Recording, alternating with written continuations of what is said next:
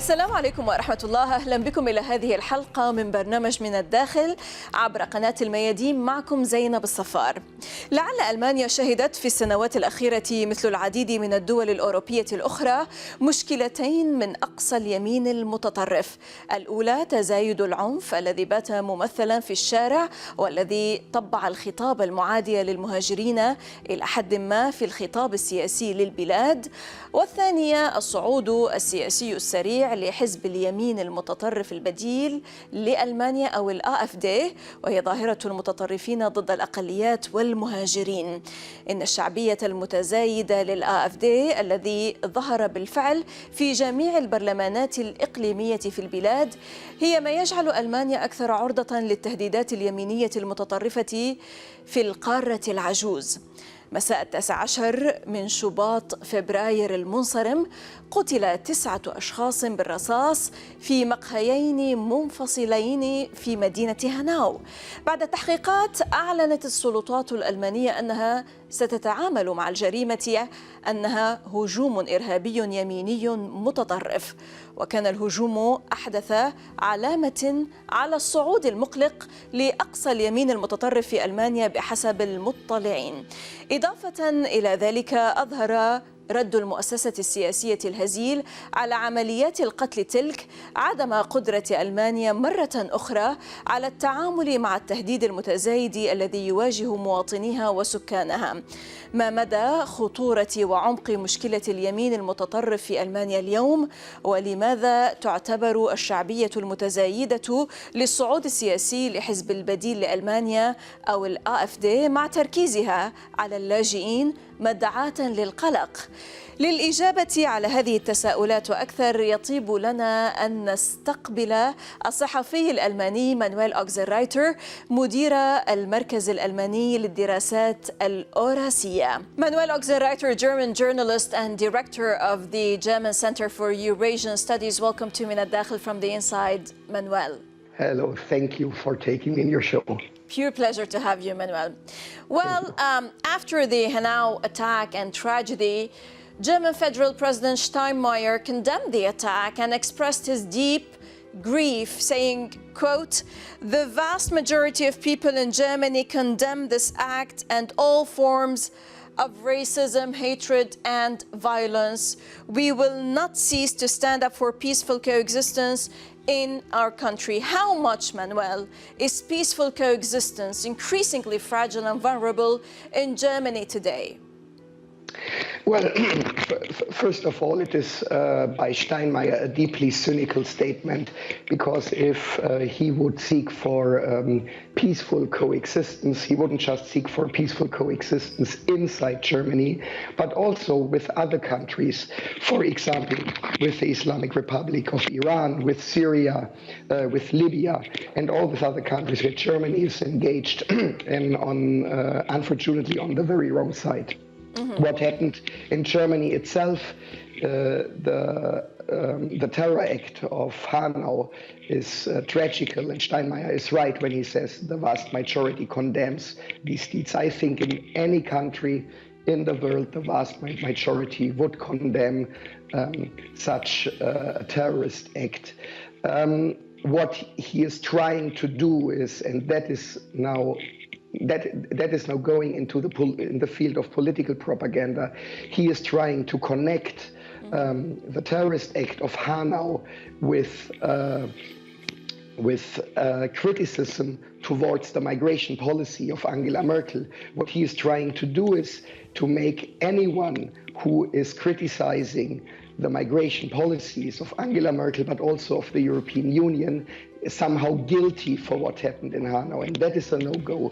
That is something one cannot do, and that there is the deep mistake in Steinmeier's words when it comes to inner policy. Right. We will continue to talk about this political bickering, but also I would like to ask you here, Manuel, how serious and deep is Germany's far-right problem, and why is the growing popularity of the AfD's political rise, with its focus on refugees and migrants, for example, a cause for concern? Well, that depends now on the perspective for who it is a cause for concern or for who it isn't a cause of concern. We see in whole Europe the rise of, and I wouldn't call it necessarily always far-right or right-wing extremist formations. I would call it sovereignist formations. So these parties are like a mosaic. You have there the bloody counter-jihadist Islamophobes. You have there simply racist. Xenophobes, Islamophobes, right. Yes, but you have as well people who have no home anymore in the older established parties, who want an independent country, who want a country which is free from American occupation, which want a country which is free from EU overregulation of Brussels. So we have in all the right-wing parties in Europe, and that also counts for the AfD, a mix of people. What is true is that these parties are always also a magnet for those who don't find another political home. That means you have very, very, very primitive thinking, Islamophobic people, and Islamophobia. We just shouldn't forget this. It doesn't end at the German border. These are also people, they would cheer up a bombardment of Iran. They cheer up to Donald Trump in any move he is doing. Yes, because they liaise, for example, with various extremist right-wingers, not only in Europe, but also across the globe. But allow me to ask you some critical questions, Manuel. What are the factors that drive radicalization of members, and how do far-right groups and movements form and gain influence in a society, and what are their strategic aims? So we have a split in our societies, in all European societies, in Germany, in Austria, in France, in Italy, wherever you look. And we have the split almost precisely since the times the West initiated the so-called Arab Spring in 2011, 2012, because that came together with a huge wave of migration, of refugees seeking refuge in Europe. So we have on the one side of society those who are uncritically welcoming any kind of migration, and on the other side we had those who were critical towards it. What we see is that both sides, everyone is only speaking about the right, that the right is radicalizing, but we see a radicalization on both sides. So the gap between these two groups is growing and growing and growing in whole Europe. We are living now in a time when both sides cannot even talk with each other anymore, where both sides want to exclude each other from any kind of debate. It is now needless to discuss what is action and what is reaction about this. What we can see, and that is a development at least since 2014, 2015, is that this gap is growing and growing and growing, and that those forces, not just in the right, but also on the other side, in the center and in the left, that those forces are gaining more and more influence, who have the more and more radical intentions and radical opinions about it. And that is very dangerous for Europe, and not just for Europe, that can be dangerous also for our neighbors. Right. Now, allow me to try to approach the xenophobic statements. The AfD's party's 2017 manifesto read, "Islam does not belong to Germany," and it called Muslims a big danger for, quote, our state, our society, and our system of values, unquote. Are these just extreme statements that are just the salt and pepper of the electoral campaigns, and they express only views that help the AfD turn around its fortunes in the elections to increase their seats, or they practice what they preach, Manuel? That is one of the most interesting questions, because the quotes you mentioned, they are indeed coming now from the far right, and especially from those who are very radical against migration, because they mix up always the topic of migration with the so-called topic of Islamization. But all statements you said are far older than the existence of the AfD, which was founded in 2013. These are all statements like Islam doesn't fit to our society, Islam doesn't fit to democratic values, Islam neglects the right of homosexuals to live with each other, and so on and so on. These are statements, they come from the liberal center, and they come from the liberal center in Germany since 30, 40 years. If you look simply the cover pages of the news magazine Der Spiegel, which is far anything else than being far right, but they were cultivating that view. These are classical views of liberals who are against any religion. What is interesting that the traditional right in Europe of, for example, of the 1990s and the 1980s was overly positive, especially with Islam, because what they said, look, we share the values when it comes to abortion, we share the values when it comes to family values, we share the values when it comes to holding together, in believing in God, in making a society a better society by worshipping God, may it be in a church, may it be in a mosque. But that radically changed after 9/11, when the so-called liberal counter-jihadists took over. So all these statements, and by the way, the people you quoted would call themselves never right-wing or far-right or so. They would say, I'm a proud liberal. So we live also in a total confusion of ideology, and we live in a confusion of where we stand, because what these people want to defend, and I say this as someone who is considered far-right himself, these are not things I want to defend. A society doesn't become better if you allow two gay people to adopt a baby. That is a simple point. But we live in a confusion of ideology. We live in a total mix. So it's a state of confusion.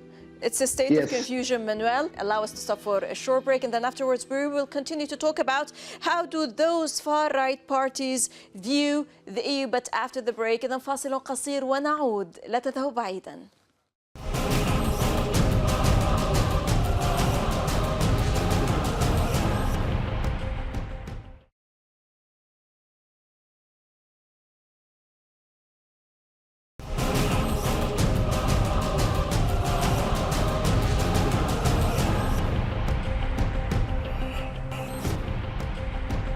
Manuel Reiter, German journalist and director of the German Center for Eurasian Studies. Welcome back to من الداخل from the inside, Manuel. Well, Manuel, there were claims that you had worked for a member of Germany's parliament from the anti-immigration AfD party.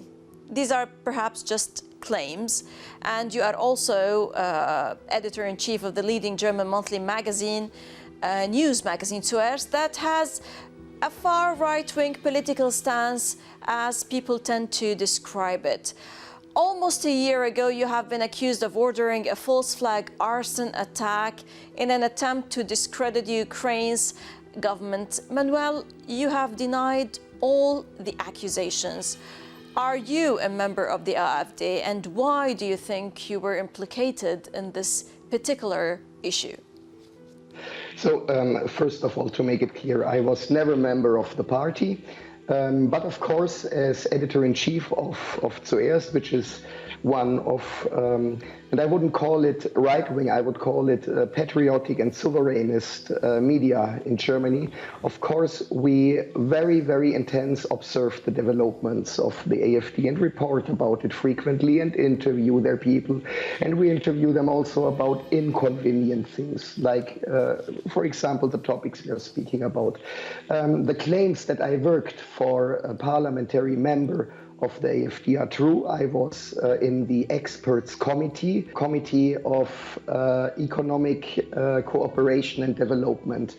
That is the committee which is mainly busy with those countries Germany is giving development help. And my special area there was also working on the Syrian topic. Maybe in a way nobody would expect, because of course I have also a stance which says it is not okay to make people refugees. There is one very important collective human right we forget very often in the West, and this is the right of a homeland. This right of a homeland has every European, has every German, Austrian, French, but this right of a homeland has, of course, also every Syrian, and needless to mention, but I say it anyway, also every Palestinian. So to turn people into refugees is utterly wrong. So I was working in these months where I was in the expert committees. We were working also mainly on the Syrian topic, but I was never a member of the party, and I left my position in the moment when these very false accusations against me were raised when it comes to these claims about the arson attack. Weird claims about the arson attack in Ukraine. We may not forget that what we have in Europe right now is a type of war, and it is a war against several individuals who are themselves as individuals very active in the political opposition. I just want to mention, for example, my friend from Poland, Mateusz Piskorski, who said 3 years in a Polish prison without any accusation. He was kidnapped from the street by the Polish Secret Service and kept for 3 years as away a political prisoner. As a political prisoner, exactly. So that can happen right now, literally almost to everyone who is too active in this sphere. And they come up with the weirdest stories. And I think the story they invented for me might be one, might get also the gold medal for weirdo stories. Well explained, Manuel. Now, how do Europe's far-right parties view the EU? Well, there is a big difference. I always made the joke in the past, if you have 10 right-wing guys sitting together discussing the EU, you get at the end 20 different opinions about it. It goes from the EU has to be abolished and has to be, for example, transformed into another type of European alliance, what, for example, would be an idea I am sympathizing with, to say the EU is something else than Europe and we need something real European. It goes to people, they want simply to go back to the nation state as we had it in the 19th century. There are people, they want to give more power, more sovereignty to the European regions, which is against the nation state and against the EU on the other side.